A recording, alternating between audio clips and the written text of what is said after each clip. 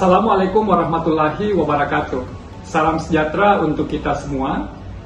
Perkenalkan, nama saya Samsul Rijal, merupakan salah satu dosen tetap pada program studi S1 Pendidikan Biologi, Fakultas Ilmu Pendidikan, Universitas Puan V Galatung.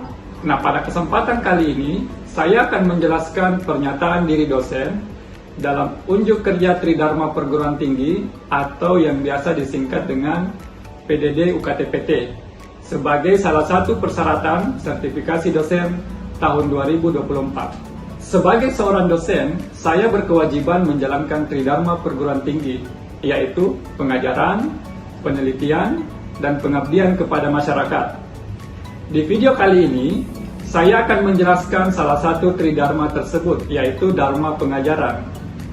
Adapun mata kuliah yang saya ampuh, diantaranya belajar dan pembelajaran, biologi perairan tawar, mikrobiologi dasar, biokimia, dan biologi kelautan.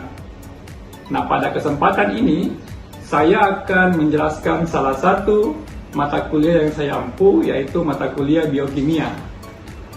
Berikut deskripsi singkat mata kuliah biokimia. Mata kuliah biokimia merupakan mata kuliah wajib dengan kode MK Bio 2 11142, jumlah bobot sebanyak 2 SKS yang diprogramkan mahasiswa pada semester 4, di mana pada mata kuliah ini memberikan pemahaman tentang struktur senyawa biomolekul, karbohidrat, lipida, asam nukleat, protein, dan enzim, serta proses biokimiawi yang berlangsung di dalam sel, yaitu metabolisme karbohidrat. Adapun capaian pembelajaran yang akan dicapai terdiri atas capaian pembelajaran lulusan atau CPL, capaian pembelajaran mata kuliah atau CPMK. Capaian pembelajaran lulusan prodi terdiri atas 4 aspek, yaitu aspek sikap, pengetahuan, keterampilan umum, dan keterampilan khusus. Untuk aspek sikap ada 2, yaitu bertakwa kepada Tuhan Yang Maha Kuasa dan mampu menunjukkan sikap religius. Yang kedua, menunjukkan sikap bertanggung jawab atas pekerjaan di bidang keahliannya secara mandiri. Untuk aspek pengetahuan ada 2, yaitu menguasai teori konsep, prinsip, dan prosedur dasar dalam bidang biokimia dan pembelajarannya di sekolah. Yang kedua, mampu menemukan, menganalisis, dan memecahkan permasalahan dalam bidang biokimia melalui pendekatan saintifik. Untuk keterampilan umum, diantaranya yang pertama, mampu berpikir logis, kritis, sistematis, dan inovatif dalam pengembangan atau implementasi ilmu pengetahuan dalam bidang biokimia. 2. Mengambil keputusan secara tepat dalam konteks penyelesaian masalah di bidang biokimia berdasarkan hasil analisis terhadap informasi dan data.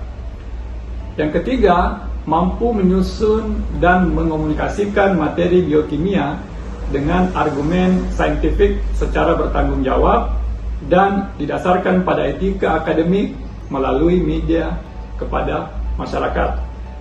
Dan yang berikutnya adalah aspek keterampilan khusus, yaitu memiliki motivasi mandiri untuk selalu mengikuti perkembangan keilmuan biologi dan pembelajarannya secara berkesinambungan sebagai dasar keilmuan untuk profesinya. Adapun CPMK atau capaian pembelajaran lulusan yang dibebankan pada mata kuliah ada 4. Yang pertama, mahasiswa memahami sifat-sifat biomolekul protein, asam nukleat, karbohidrat, dan lipid. Yang kedua, mahasiswa mengetahui konsep dasar bioenergetika, metabolisme karbohidrat, lipid, dan protein. Yang ketiga, mahasiswa memahami peran vitamin sebagai kofaktor. Dan yang keempat, mahasiswa memahami sifat dan fungsi enzim sebagai katalis. Untuk bahan kajian atau pokok bahasan pada mata kuliah ini, diantaranya konsep prinsip reaksi dalam biokimia. Yang kedua, karbohidrat. Yang berikutnya lipid, asam nukleat, asam amino, protein, enzim, serta metabolisme, karbohidrat, asam lemak, dan lipid. Berikut ini beberapa referensi yang saya gunakan dalam mempelajari mata kuliah ini. Di antaranya buku ajar yang saya susun bersama tim. Yang kedua adalah buku biokimia yang terbit pada tahun 2013 dengan judul Principle of Biochemistry. Yang ketiga itu adalah buku yang diterbitkan oleh Freeman, di mana pengarangnya itu Berg dan Timosko dengan judul Biochemistry edisi ke-7. Dan yang berikutnya adalah Dasar-dasar Biokimia edisi revisi oleh Pujiadi dan Supriyanti. Adapun teknik pengajaran yang saya gunakan yaitu DIA atau Delivery, Interaction, and Assessment. Yang pertama, delivery, yaitu saya memberikan pemaparan materi terkait materi pada setiap pertemuan kepada mahasiswa sesuai dengan kontrak perkuliahan. Yang kedua, interaction, di mana saya memberikan ruang kepada mahasiswa untuk berdiskusi dan tanya jawab selama proses perkuliahan dengan mengacu kepada pendekatan student-centered. Dan yang berikutnya adalah assessment, yaitu menilai sejauh mana mahasiswa memahami materi perkuliahan yang telah saya berikan dengan bentuk penilaian yaitu berupa penugasan, ujian tengah semester, dan ujian akhir semester dengan bobot penilaian di mana pada pertemuan pertama sampai pertemuan ke-7 itu tugas sebanyak 25% dan pertemuan ke-9 sampai ke-15 itu berupa tugas sebanyak 25% dan ujian tengah semester sebanyak 20% dan ujian akhir semester sebanyak 30%. Adapun metode pembelajaran yang saya gunakan yaitu ceramah, tanya jawab, diskusi, dan case study atau project based learning. Selanjutnya, saya akan memberikan cuplikan pengajaran saya dengan mata kuliah biokimia secara luring.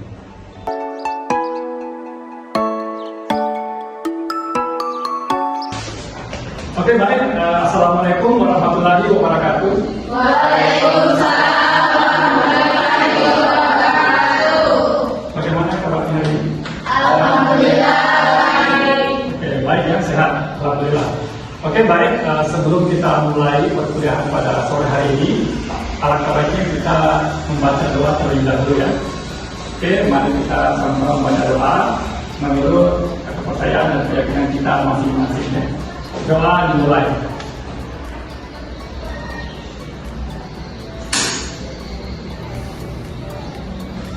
Oke, doa selesai.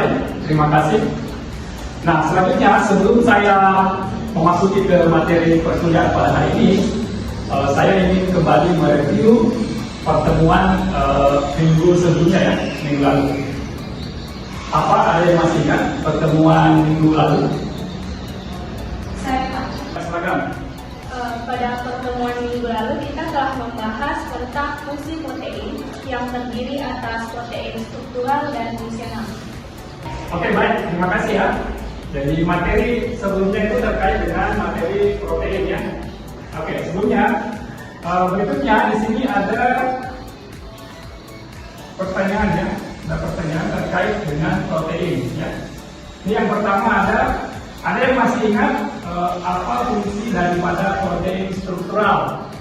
Saya Pak. Ya, silakan. Adapun 3 fungsi protein struktural yaitu membantu dalam pergerakan, mendukung jaringan tubuh dan menjaga bentuk struktur sel.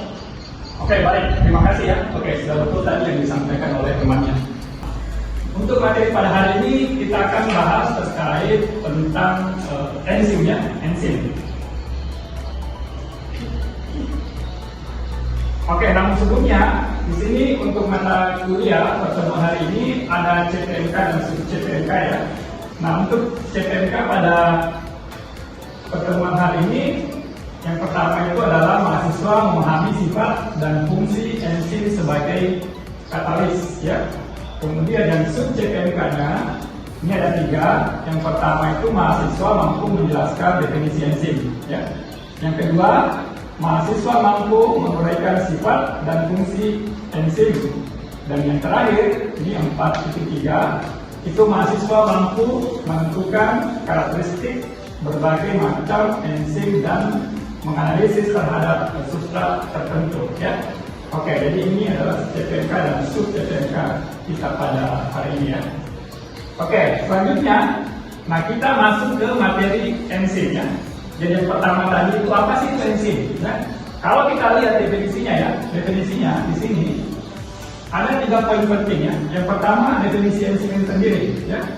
Enzim di sini artinya adalah protein yang bertindak sebagai katalis dalam reaksi biokimia pada tubuh. Nah sekarang di situ ada katalis. Anda masih ingat apa itu katalis? Oke, silakan. Katalis merupakan molekul yang mempercepat reaksi kimia. Oke, baik, terima kasih Ibu sekali, ya. Jadi katalis merupakan suatu molekul yang mempercepat reaksi kimia. Dalam hal ini adalah protein, ya. Nah, terus yang kedua, enzim itu mempercepat reaksi kimia dalam tubuh tanpa ikut berubah, ya. Nah, ini definisi yang kedua. Yang ketiga ini ada contoh enzim, ya. Contoh enzim. Yang pertama ada enzim amilase, lipase, dan protease. Amilase ini merupakan contoh enzim yang bekerja mengubah amilum, ya, pasti menjadi glukosa. Nah, untuk lipase ini dia mengubah lipid menjadi asam lemak, dan protease ini mengubah protein, ya, menjadi asam amino. Selanjutnya di sini kita bisa lihat materi terkait dengan sifat dan karakteristik sebuah enzim, ya. Jadi enzim itu memiliki karakteristik dan sifat, ya. Ya bukan cuma manusia, ya. Jadi enzim juga punya karakteristik dan sifat. Nah, apa sifat yang pertama? Yang pertama adalah enzim itu bekerja sebagai katalis dan spesifik, ya. Spesifik artinya apa? Enzim hanya bekerja pada substrat tertentu, ya. Nanti saya tampilkan seperti apa contohnya di slide berikutnya. Nah, kemudian yang kedua, enzim itu tersusun atas protein, ya. Jadi yang namanya enzim itu sudah pasti protein, ya. Akan tetapi tidak semua protein itu adalah enzim, ya. Nanti ada contoh di slide berikutnya, ya. Jadi itu konsep, ya. Terus yang ketiga adalah sifat yang ketiga adalah enzim itu dapat diatur, ya, atau dapat diregulasi, ya.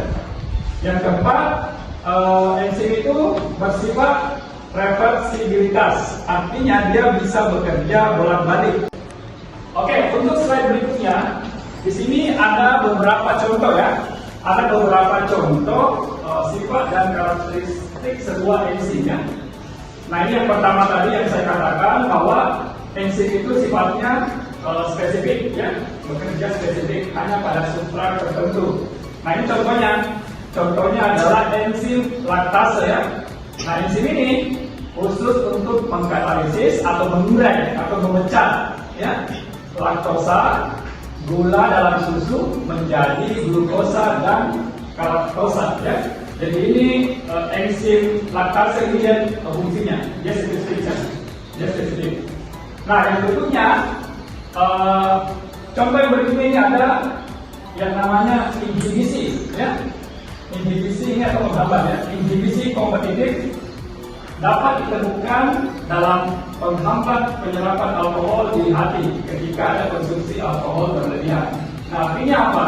Ini merupakan salah satu sifat daripada enzim itu sendiri, di mana enzim itu dapat diatur, ya, atau diregulasi, ya. Nah, yang berikutnya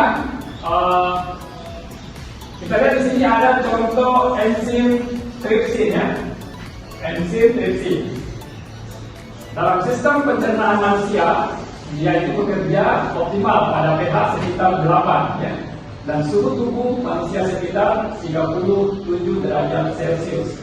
Nah, ini contoh daripada sifat enzim bahwa enzim itu dipengaruhi oleh suhu dan pH.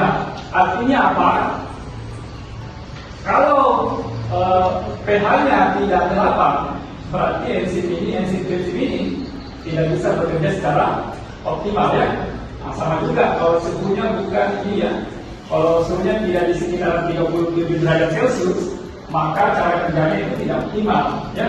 Nah, ini yang dimaksud ya. Jadi dia harus sesuai, harus suhunya optimal ya. Harus pas. Oke, yang berikutnya contoh enzim katalase ya. Enzim katalase dalam sel-sel tubuh manusia ini dapat mendegradasi hidrogen peroksida menjadi air dan oksigen. Namun ada kata namun juga dapat bereaksi ke arah sebaliknya. Nah, ini sesuai dengan sifat dan karakter enzim itu sendiri ya. Karakternya adalah dia bekerja secara bolak-balik ya, bekerja bolak-balik atau reversibilitas. Ya. Nah, contoh yang berikutnya, contoh yang terakhir daripada sifat dan karakteristik enzim. Ya. Ini kita bisa lihat, misalnya di sini mungkin adik-adik pernah memasak dulu ya di rumahnya kan? Kita kan sering mungkin makan tiap hari kita masak dulu ya. Nah, ini contohnya. Contoh dengan durasi enzim ya terjadi pada protein dalam telur ketika kita masak dalam suhu tinggi sehingga berubah dari cair menjadi padat. Nah, terjadi denaturasi. Jadi kalau pada telur itu proteinnya itu yang berwarna putih ya. Nah, itu putih kan berwarna cair. Apalagi cair ketika dipanaskan pada suhu yang panas itu akan berubah menjadi padat ya. Nah, itu contoh daripada sifat enzim ya. Sifat dan karakteristik enzim artinya kehilangan aktivitas atau denaturasi ya. Oke, baik. Selanjutnya kita masuk ke contoh ya. Ini ada contoh kasus. Nah, ini kalau Anda lihat ini ada sebuah kasus ya yang saya tampilkan di slide. Nah, ini kasusnya. Tugasnya kalian adalah ini menemukan solusi ya, atau memecahkan kasus yang ada di layar ya, yang ada di slide. Nah, untuk memecahkan kasus ini atau menemukan solusi pada kasus ini, nanti kita akan bagi ya ke beberapa kelompok. Nah, instruksinya seperti ini ya. Jadi nanti kita bagi ke dalam beberapa kelompok kecil atau small group discussion ya. Nah, itu silakan nanti Anda bagi kelompok. Anda bagi kelompok ya, dibagi dalam 4 kelompok. Tiap kelompok itu beranggotakan 5 sampai 6 orang. Kemudian apa yang Anda lakukan di kelompok itu? Ya, Anda bersama dengan anggota kelompoknya diskusi ya, berdiskusi untuk menemukan solusi dari kasus yang telah ditampilkan tadi di layar ya. Nah, setelah itu nanti saya berikan waktu kurang lebih 10 sampai 12 menit ya, masing-masing kelompok kecil berdiskusi. Nah, setelah Anda berdiskusi, nah masing-masing dari perwakilan atau tiap kelompok itu memaparkan solusi yang telah ditemukan bersama anggota kelompoknya. Bisa dipahami ya? Bisa ya? Oke, baik. Sekarang kita ini mau bagi kelompok ya. Oke, sekarang kita bagi kelompok menjadi 4 kelompok ya. Oke.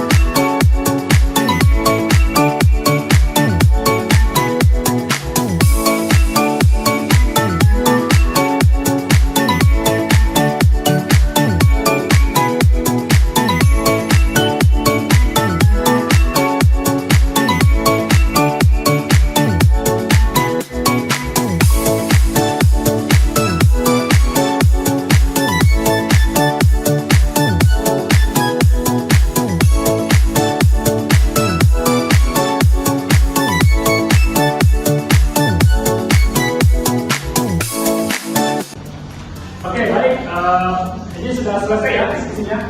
Ya, nah sekarang kita saya akan memberikan kesempatan kepada tiap-tiap perwakilan anggota kelompok untuk memaparkan solusi yang sudah ditemukannya. Oke, mungkin kita bisa mulai dari kelompok yang pertama, ya. Kelompok pertama. Oke, bisa dimulai. Berdasarkan hasil dari diskusi kelompok kami, solusinya yaitu dengan melakukan penyesuaian suhu. Pengaturan suhu laboratorium menjadi sesuai dengan suhu optimal enzim yang digunakan akan membantu menjaga stabilitas dan aktivitas enzim. Hal ini penting karena perubahan suhu ekstrim dapat merusak struktur enzim. Merujuk pada sifat enzim itu sendiri, di mana akan rusak bila berada pada suhu ekstrim. Oke, baik. Tadi presentasi dari kelompok satu ya, pemaparan. Nah, berikutnya kelompok yang kedua ya. Kelompok dua, boleh memaparkan? Oke, silakan kelompok dua.